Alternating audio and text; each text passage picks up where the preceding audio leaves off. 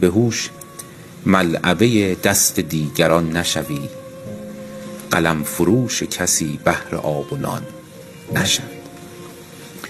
شاعران دیگر دلیرانی قلندر نیستند، در پی خونخواهی گلهای پرپر نیستند.